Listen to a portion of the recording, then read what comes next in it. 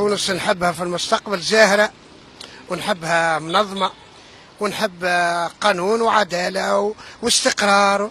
وليدي يا أخي شكون يحب الشغب؟ الشغب لمن يحبه؟ ماذا بينا بلادنا رايضة، بلادنا بخير، تكون شوية المعيشة مقبولة للزوالي.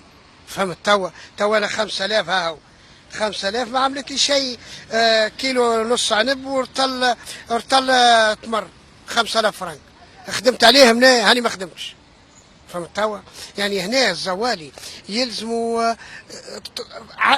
ليه لفتة للزوالي. فهمت توا؟ انسان موظف ربي يعين كل حد. اما الزوالي العام اليوم كي حالي وعندي 3 صغار وكذا، وش تعرف انت، وضو وما و هي منين نجيب؟ جاب ربي هم يعاونوا فينا بك الكرني لابس داكور.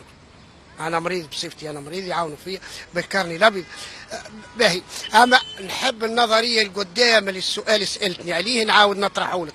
نحبوها تونسنا بخير على خاطر احنا توانسه ومولودين في تونس، ونحبوا بلادنا بخير، نحبوا بلادنا متهنيه حتى ولو الفقر والله نعانوه استانسنا. اخي تو عمري 60 سنه، واش مازال في عمري نايم باش نلوج على خدمه تو ما عادش باش نجم. فهمت؟ انتهى امري. ابقى وليدي اللي نحبوا بلادنا بخير برك، بلادنا بخير خاطر الجيل اللي جاي. تو انا بابولي يصفر، اما الجيل اللي جاي كي ما يلقاش خدمه وما يلقاش مستقبل ويقرا. تو هاو عندي ولدي في الليسي، وعندي بنتي في الليسي. هي اش ننتظر لهم باش نهار اخر كي يقراوا على رواحاتهم يلقوا معنا خديمه على رواحهم، باش حتى هو باش يستقر ويعمل عش كيفي انا ويعمل كذا. ما هذا وليدي ولا هي. وربي معاكم الكل.